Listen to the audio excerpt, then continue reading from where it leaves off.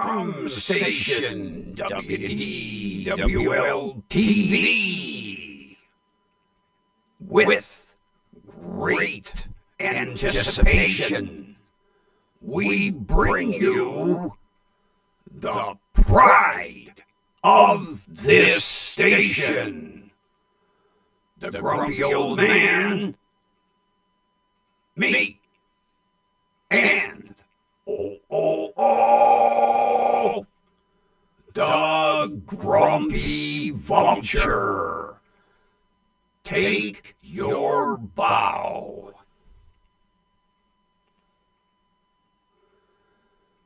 Very nice, very nice. Now, back in your corner. There you go. Look at the camera. Oh, sorry about that. Greetings, friends. And only 2 emails today. Yes, only 2. As a matter of fact,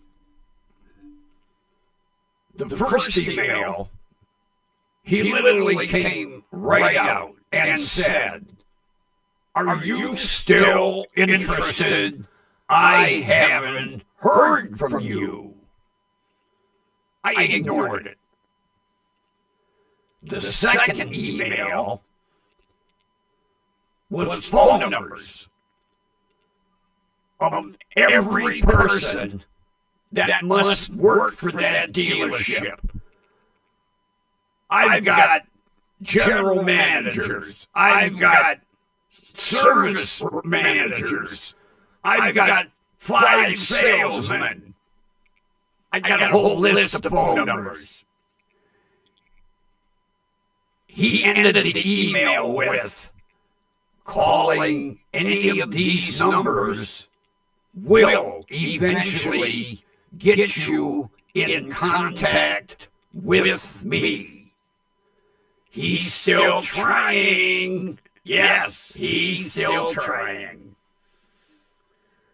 I think I'll play games with him for another couple of days.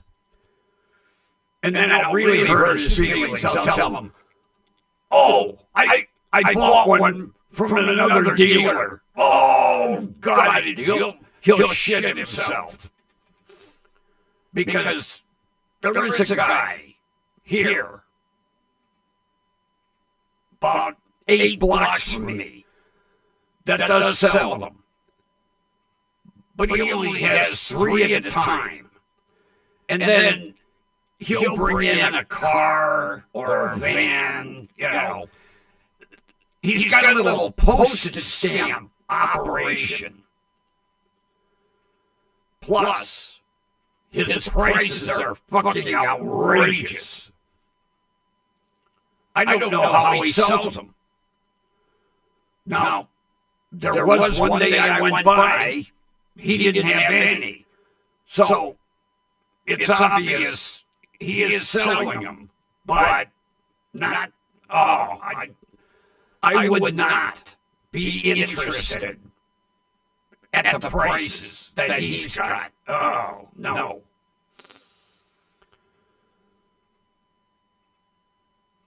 As you see in today's show,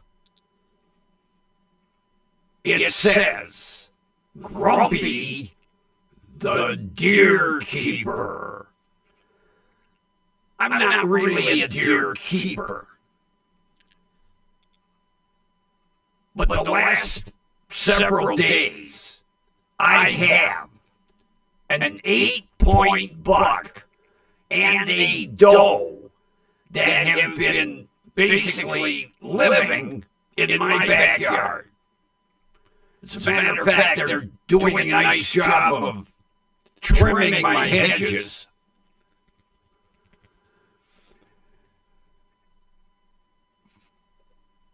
Since I moved in here, every winter for some unknown reason, my backyard attracts these wild deer.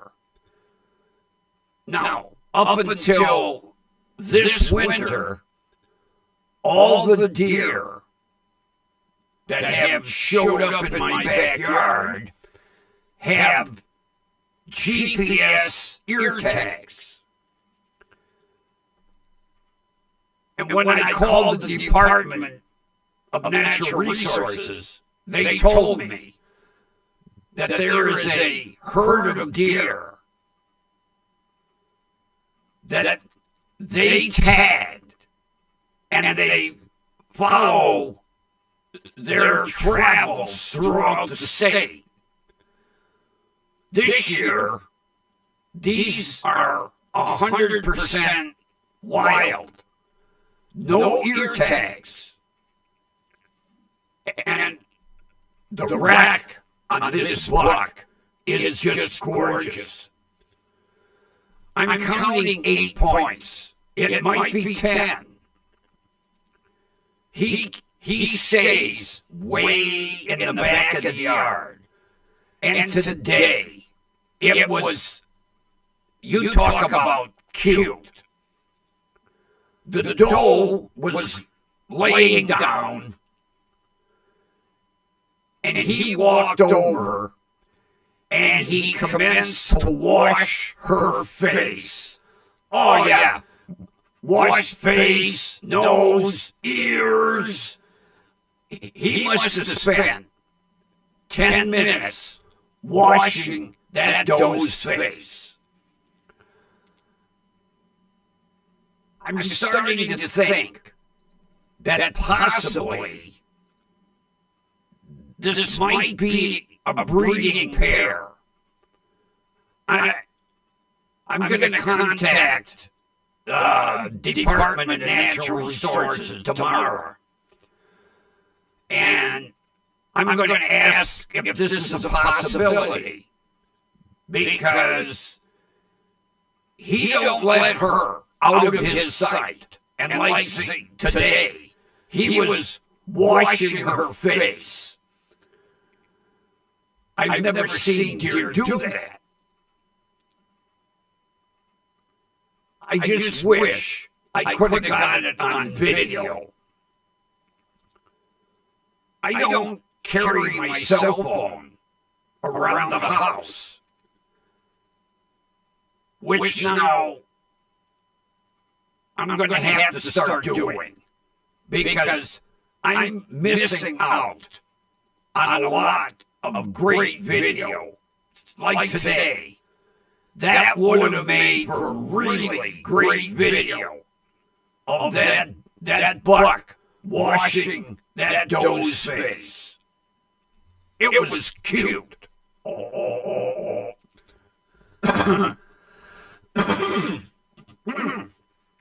Pardon me. I got a vulture in my throat.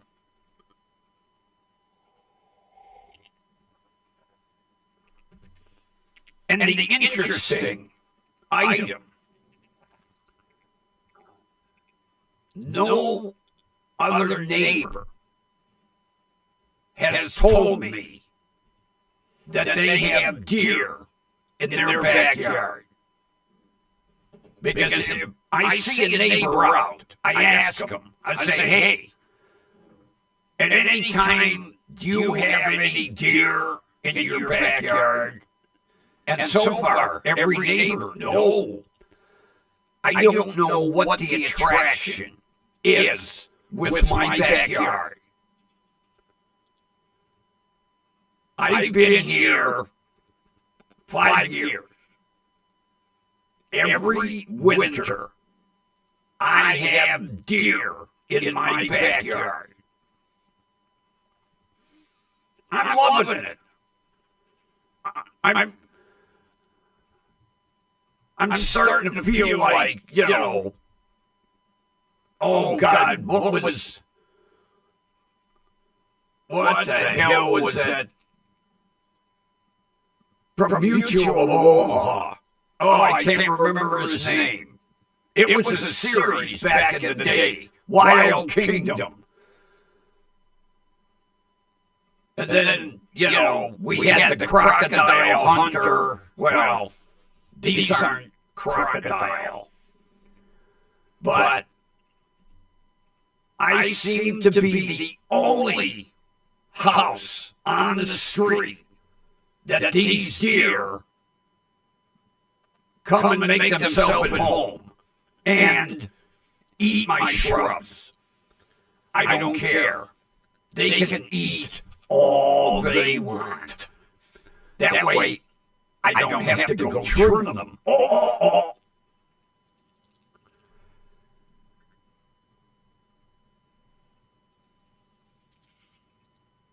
And I am still at 70 subscribers. Nobody has decided to unsubscribe yet. So, I'm extremely happy. I really am.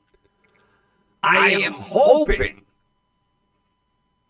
that possibly by the end of March, we can get to 100. That's right now. That's a target.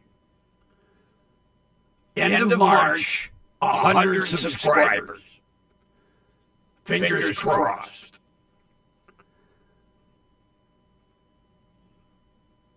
I had to run out to the store today, and of course, we got like 3 inches of snow out there, and right now it's 16 degrees. It was 19 when I went to the store. But I'll tell you, the old shitbox, that engine went like 3 revolutions and fired right up. I'll tell you, if it wasn't that I'm so goddamn old for one, and don't really have a garage to work in. Now I have a garage. I'm talking something bigger and taller where I could put a chain hoist in. I would drop a different body on my chassis. I know it's a real pain in the ass, but this truck runs so well that it would, to me, it would be worth buying, say, like a wreck that has a decent cab and front end, and drop that assembly on my chassis, and then build a flatbed for the back end.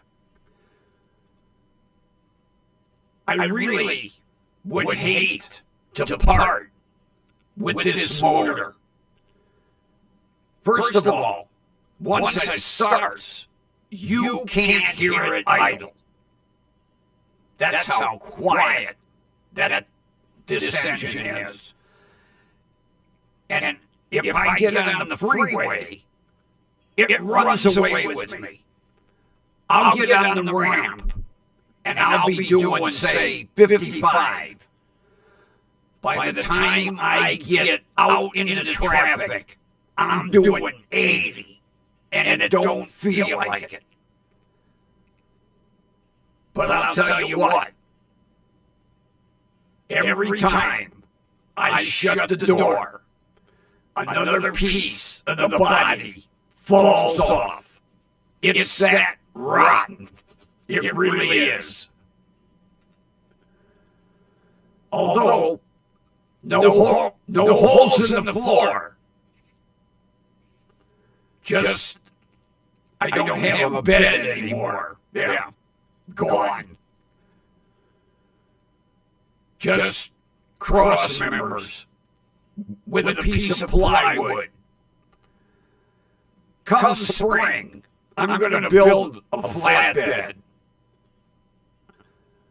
Not the one that I have in mind, because I'm not going to spend a ton of money, because lumber prices, holy yatchabuck.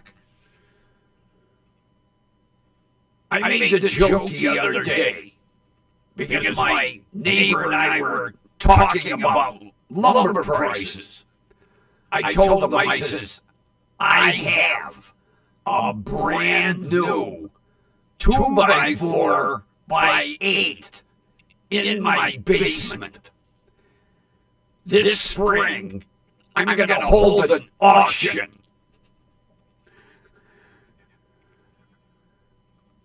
I cannot believe the prices of lumber. Oh my God. I remember back in the day, you could buy a 2x4 by 6 for like $1. Now they're like $6. I don't know how people can afford to build houses. I really... They say that housing construction is, right around the corner. I do not see them building a lot of brand new houses across the United States this year. Not at the price of lumber. Oh my God. It's scary. It really is.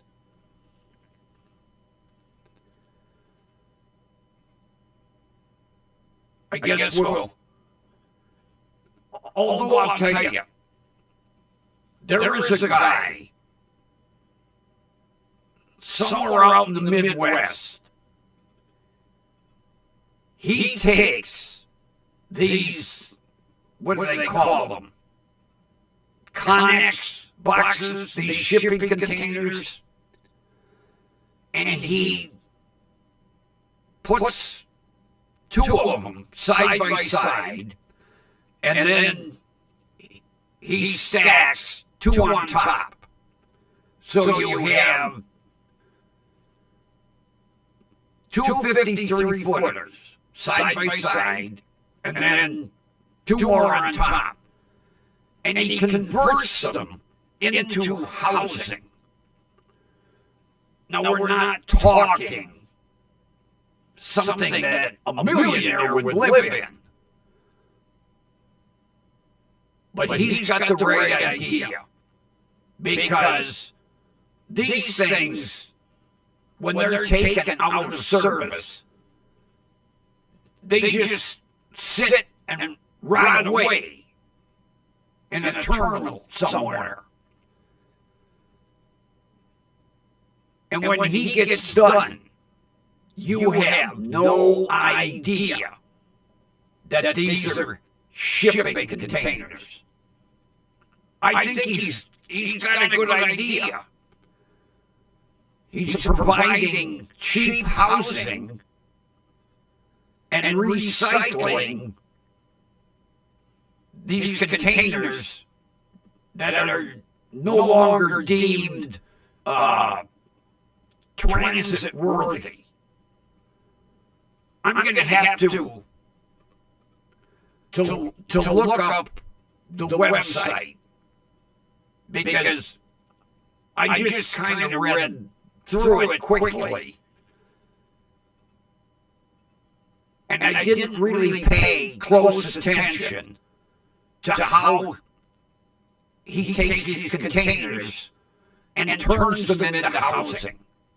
But I mean, living room, kitchen, bathrooms, bedroom, second story. the guy's got a hell of an idea.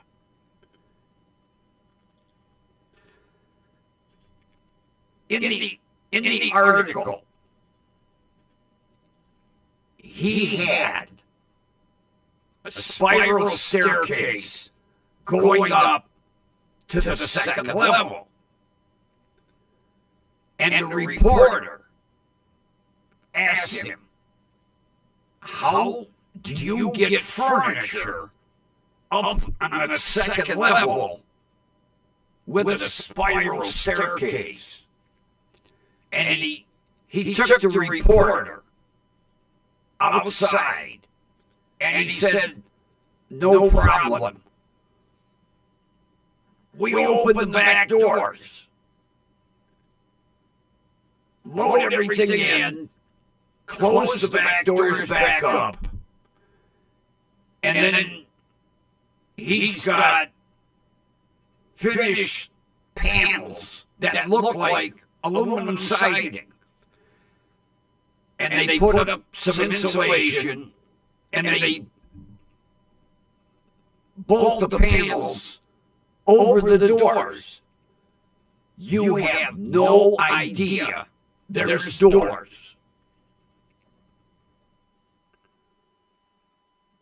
I'll tell you what. I wouldn't want to go 4. But 2 53-footers, back to back, end to end. One big square. That would be more than enough room for Grumpy. And then get an extra one for a garage.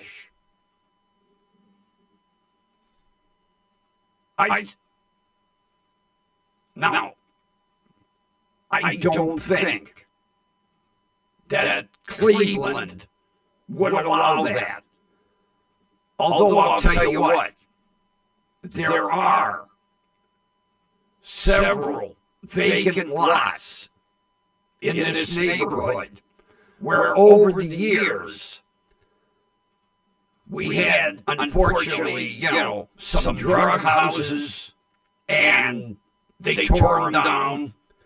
And then houses that had fires and the insurance wouldn't cover the repairs, so they tore them down.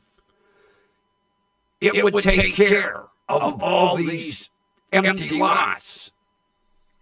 I mean, it's sad. I grew up in this neighborhood, and I remember all the houses, every house had a garage. It's amazing how many houses don't have garages anymore.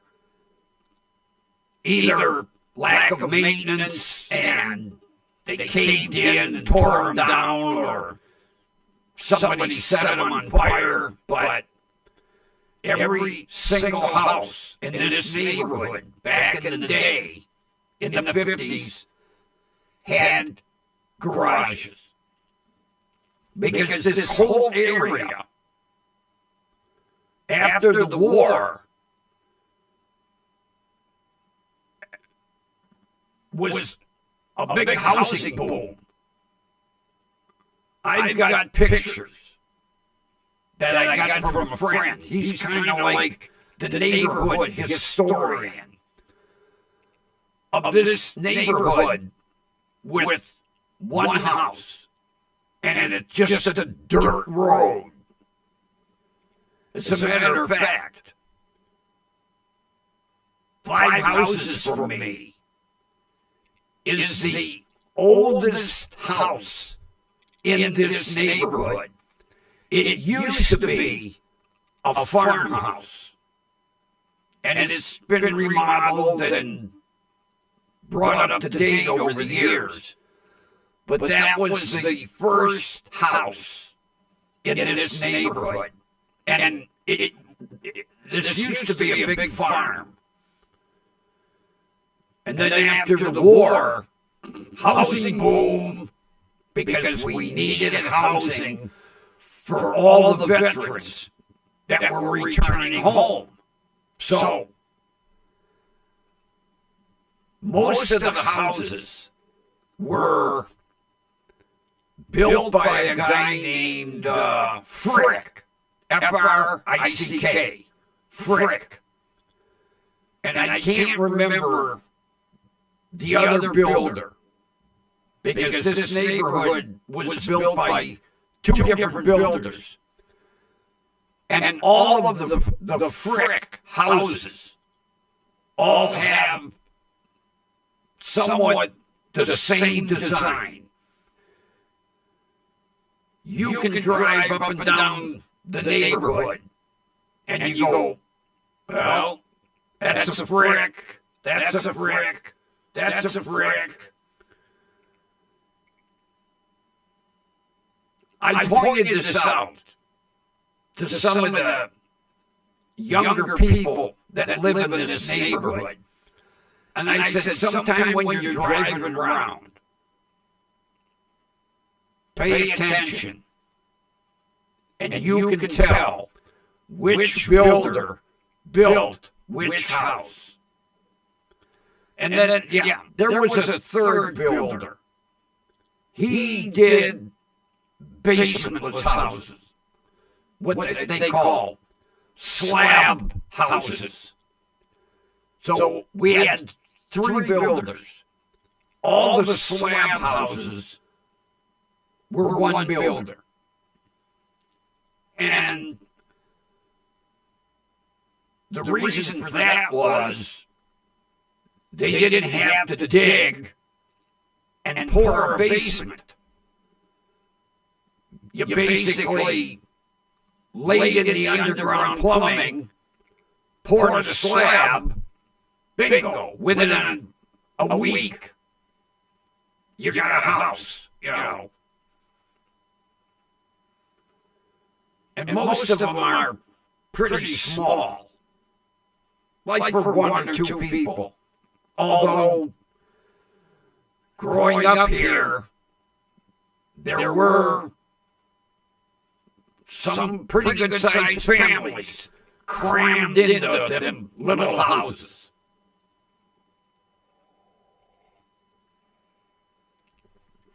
As a matter of fact,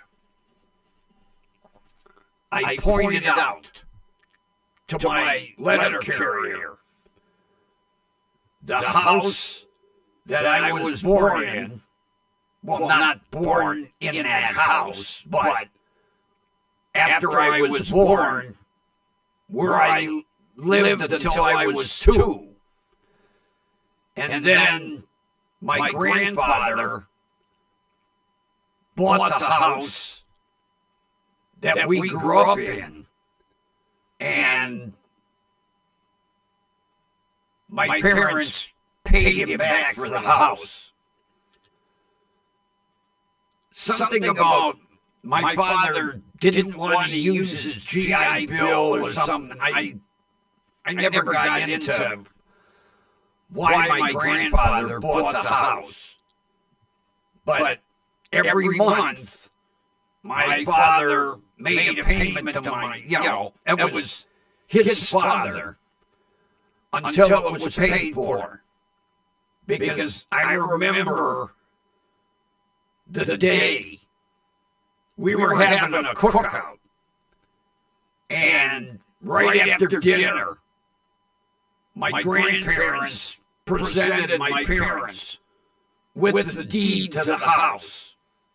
And my grandfather said, "It's paid for, it's yours."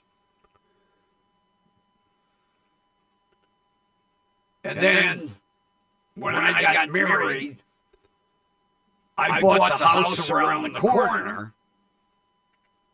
I was there for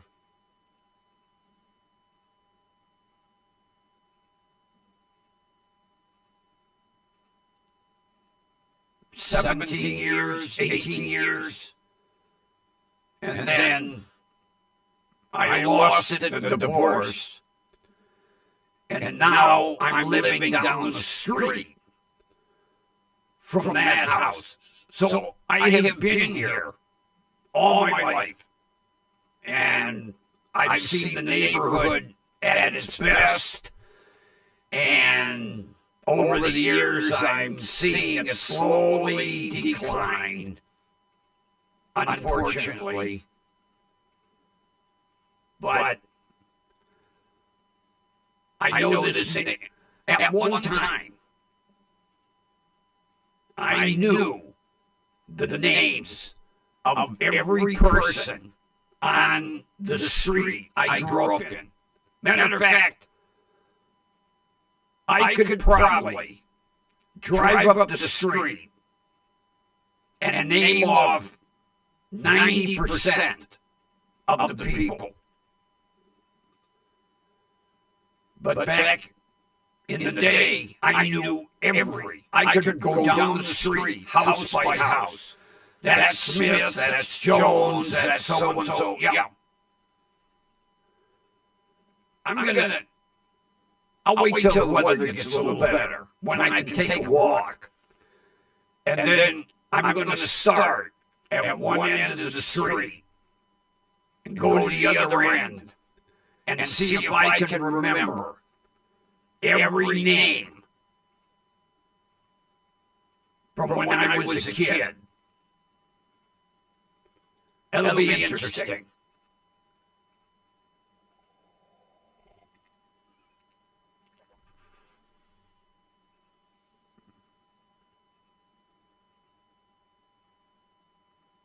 Matter of fact, I could probably go 95%. The more I think about it, I'm picturing the houses in my mind.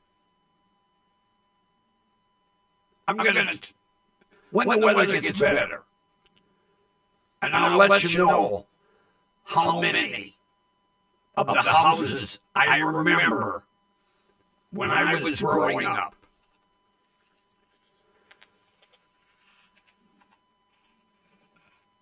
There was one. He was a deputy sheriff. And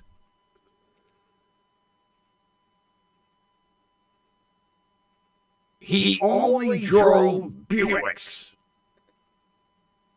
Every 2 years, he would buy a new Buick.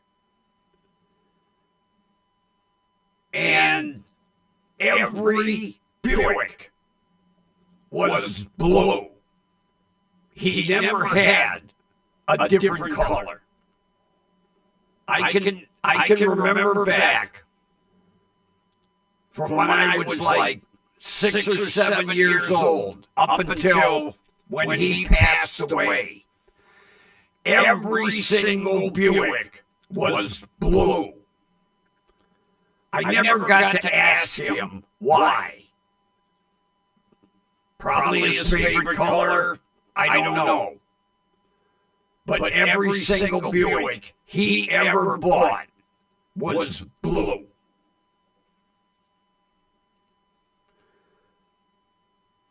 A friend of mine said a possibility, even though it was a brand new car, people didn't really notice. Like, he didn't want to flaunt it. But you got to remember, back in the day, every year, they changed. The bodies changed. Not like today. You can't tell what year a vehicle is, because they don't change them. Maybe you change the grill a little bit, or tail lights or something. You can have a 23, a 24, a 25. You don't know what year it is. Back in the day, you knew a 56 from a 57 from a 58 because they changed the body styles. I'm trying to think when did they?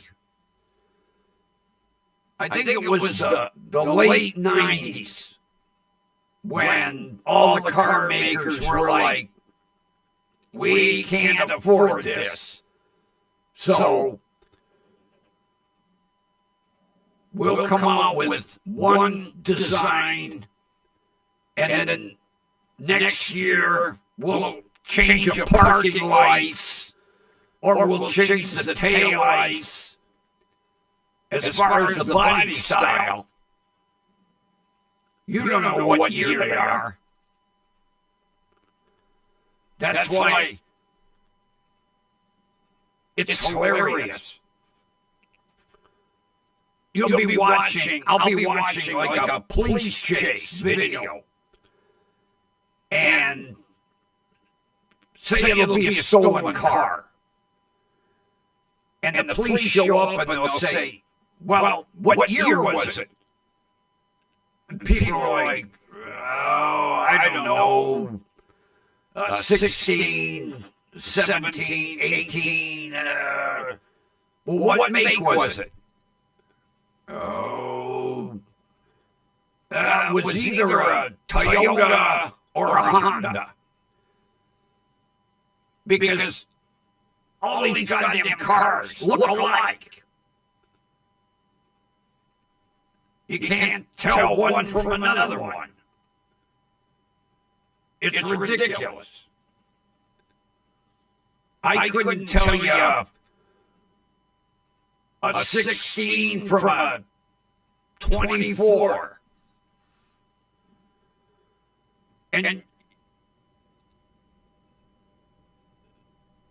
now I know GM is big for this. They no longer put Buick or Chevrolet. They'll have the logo, the bow tie, or the Buick crest. But it no longer says Buick or Chevy. No. Because that costs money. And they're saying, you know the insignia. Why do we have to put Buick or Chevy? You know a Chevy by the bow tie. You know a Buick by the crest. We don't have to put Chevrolet or Buick. That costs money. And a lot of them, they don't even have the model. Like Buick, Endeavor, or whatever the hell. They don't put the model name. It's just the crest or the bow tie. You don't. So, the police will ask, well, what kind of car was it? I don't know, Buick, Chevy, I don't know. What was it, a Malibu, an Impala, a Trailblazer? I don't know. It was silver. Oh, okay. 957,000 cars are silver. But you can't tell. You don't know a Buick from a Hyundai, from a Honda, from a Toyota.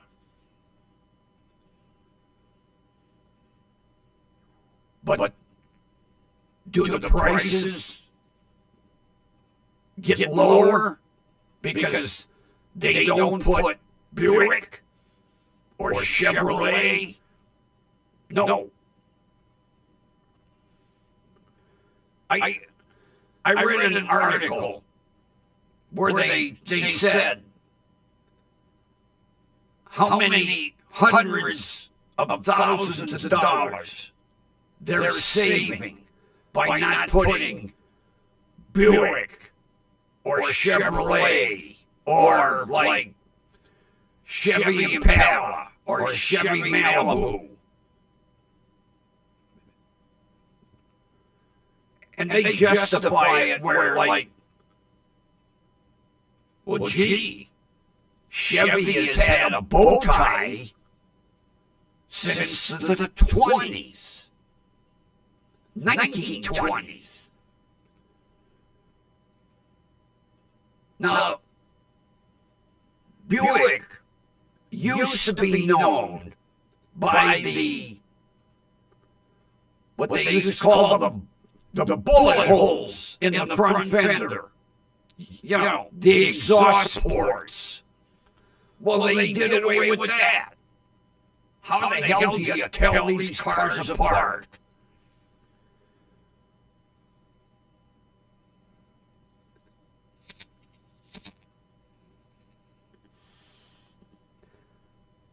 There was a car magazine. I don't know if it was Motor Trend. They had taken pictures of Buick and Chevy and GMC, the same. Cars back in the day had personality and design, and you knew a Buick from a Chevy, from a Ford, you know. And then all the nameplates that we lost. I mean, growing up, we still had Packard, we had Studebaker, we had DeSoto, my uncle, the one that had the farm. That's all he ever drove was a DeSoto. That nameplate disappeared. You know, we used to have Plymouth. We used to have Pontiac, Oldsmobile. Not anymore.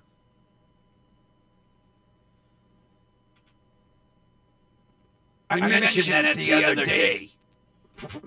I was in line in the grocery store, and I said to the guy, says, remember when we had Pontiac and Oldsmobile? And there was a kid in line, I don't know, 10, 12 years old, and he goes, what's a Oldsmobile? What's a Pontiac? Kids don't know.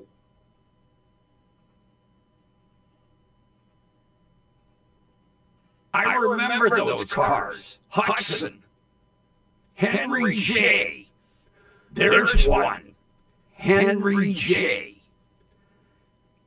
And I also said to the guy I was talking with, remember when Sears, Roebuck and Company had their own car?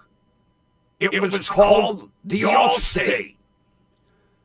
And what it was a Henry J.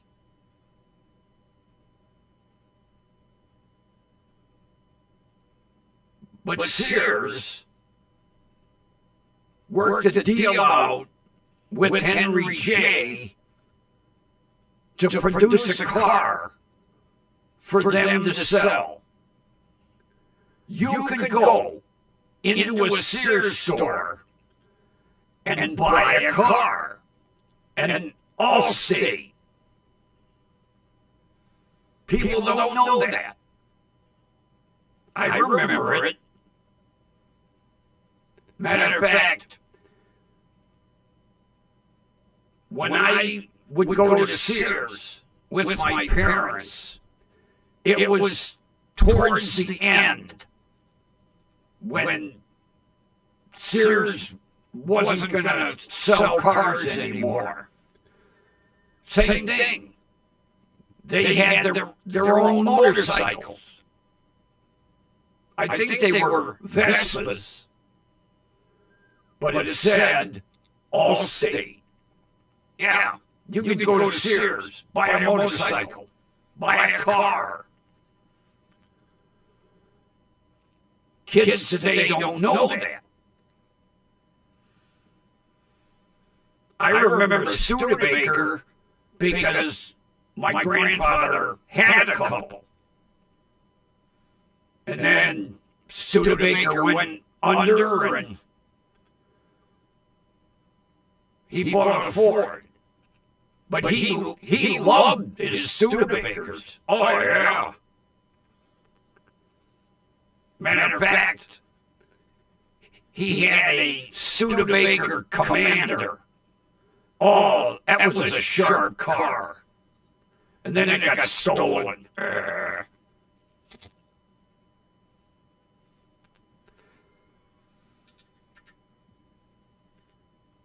Yeah, same thing. One of my other uncles had a Packard Clipper convertible. That was a sharp car. And back in the day, it was 3-tone, not 2-tone.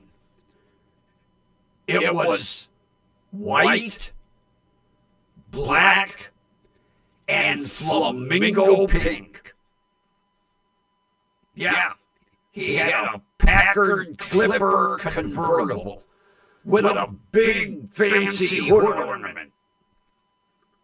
That's when cars had class and chrome. Oh, back in the day, they used to put chrome on with a trowel. If they could chrome it, it went on. But yeah, nowadays, no, hardly any chrome on a car. And what breaks my heart, white walls.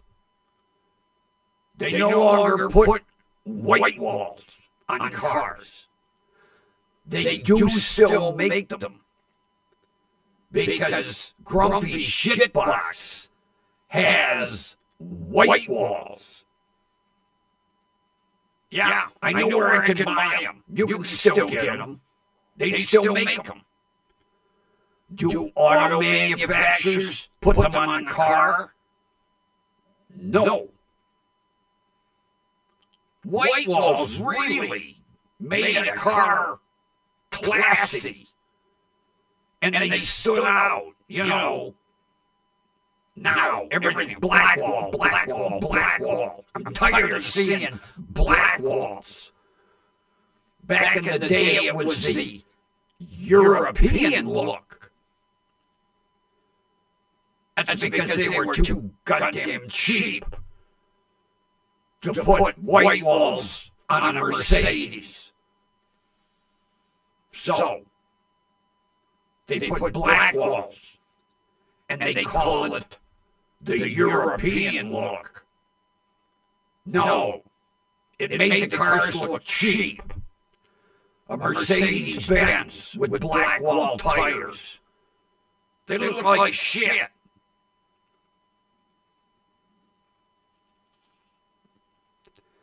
I had heard that Ford, a little while back, was thinking about bringing white walls back on the Lincolns. I think it would look sharp. Then the upper echelon shot it down. Nope, no white walls. I remember white walls were like 3 inches wide. you knew you had a white wall. Although,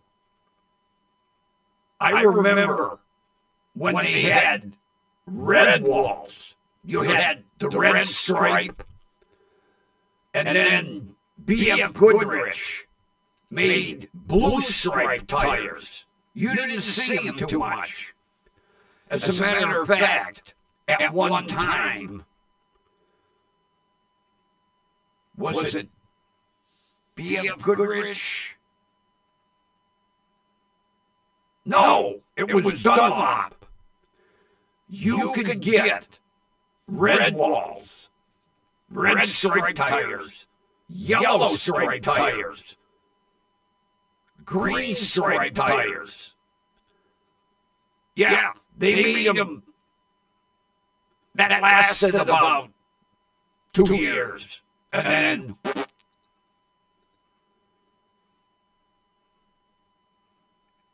I'll never forget the day I saw a car that it was like a teal green with green striped tires. It looked sharp. It never caught on.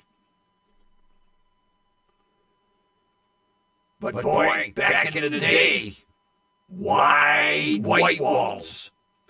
Oh, you look at some of the cars from the 30s. It's like the whole tire is a white wall. Now, that's a white wall. Of course, the first time you rub that tire on a curb, you fucked it up. Uh-oh. Uh-oh. It said I could be freezing. I hope not. Although, I talked to a guy that repairs computers on the side, and he told me part of the problem could be doing a stream after a computer has been running all day. He told me what I should do is get a computer with the specs that I need to run Prism and only use it for when I stream. Because he said when an older processor gets hot, it slows down. I'm going to have to look into that.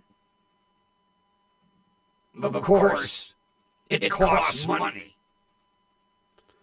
I'm still scrambling, trying to figure out how to finance a Subaru Sandbar. Yeah, I haven't given up on that truck yet. No.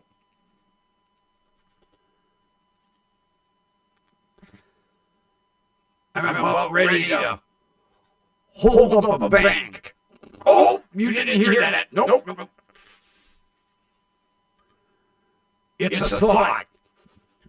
Walk in the bank. Give me $6,000 right now. Don't ask why. And then I called JDM Truck Sales. Ship a sandbar.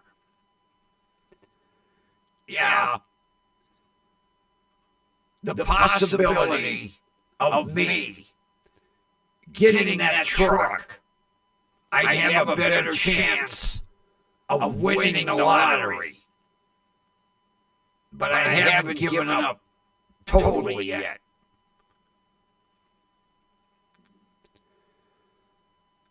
Oh, I want that truck. I want that truck.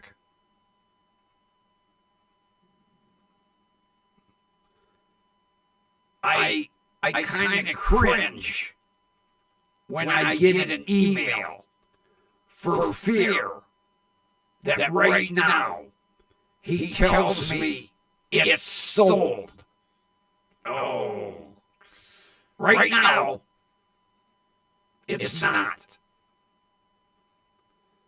But it might as well be. Because I don't have that kind of money. And like I explained, I don't have any credit either.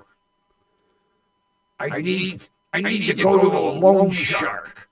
Oh, that's scary. It's hard driving a manual transmission with broken kneecaps. Oh.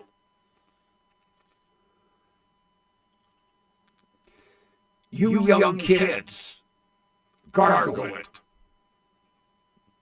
Loan shark, broken kneecaps, gargle it. I'm not going to explain it. Yeah, it really pains me. If it was any other color,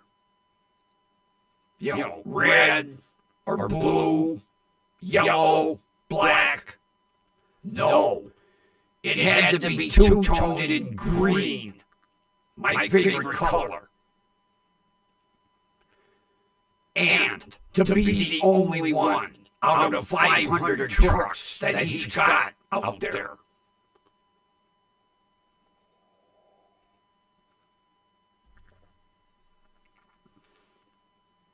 My buddy said, well, gee, do a GoFundMe. What am I going to say? Grumpy is 73, and it's his bucket list, and he wants a Japanese mini truck. Oh, yeah. People will throw money at me for that. Yeah. Set up a GoFundMe. Yeah. Not a bad idea, but people aren't just going to send me money because I want that truck.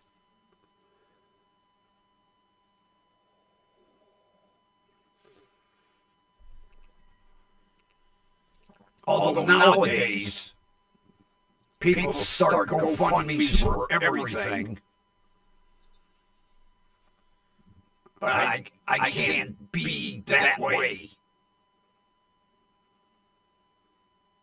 It's just sad that I don't have credit anymore.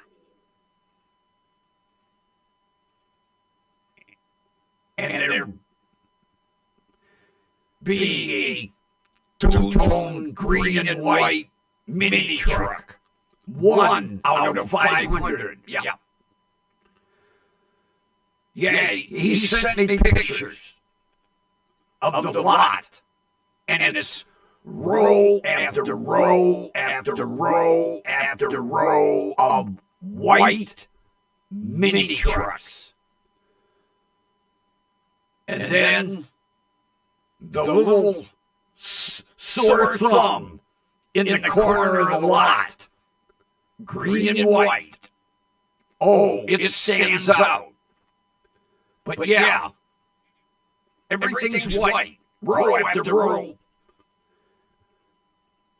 Regular mini trucks. Mini trucks with little cargo boxes, little box trucks. White.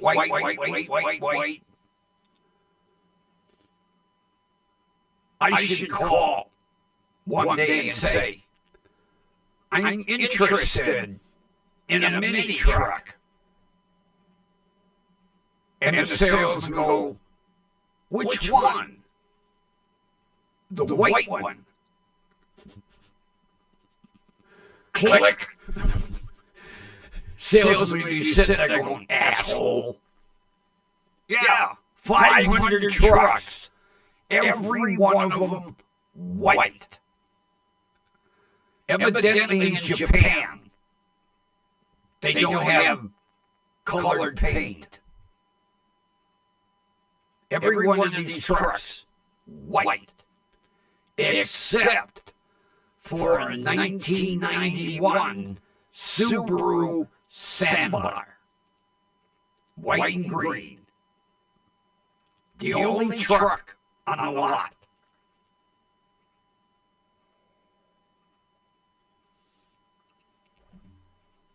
And it has to be green. Oh. Gives me a headache thinking about it.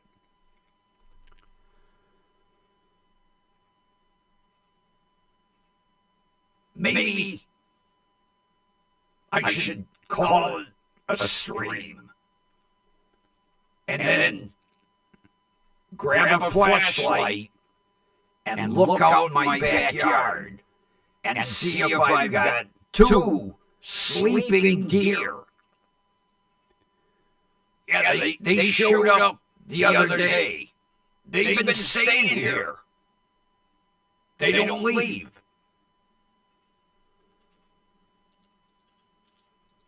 I could see some hunter going, oh, look at the rack on that buck.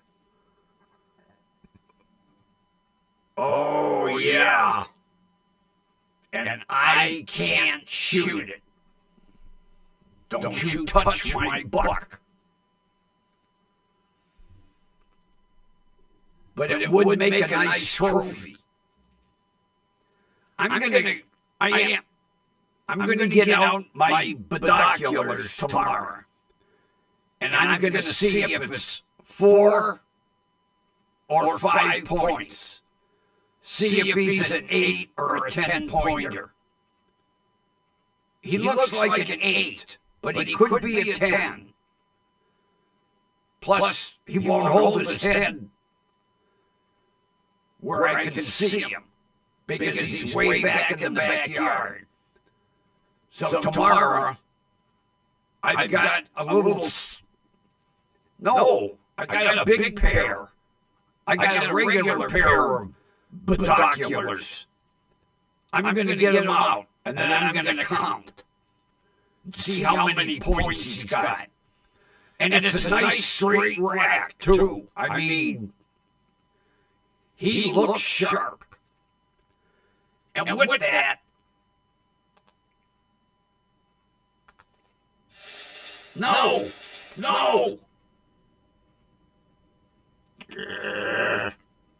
Tablet got a mind of its own. Here we go.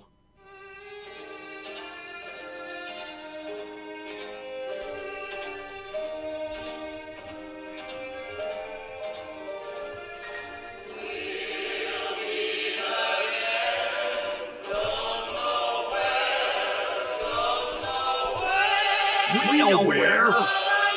Right here. WDWL TV. Grumpy Studio. Close to 7 o'clock. And with that, friends, I wish you a wonderful rest of your evening. And we will meet again right here tomorrow night. Somewhere close to 7. I'm trying. And with that, take care, friends. It's been a pleasure. See ya.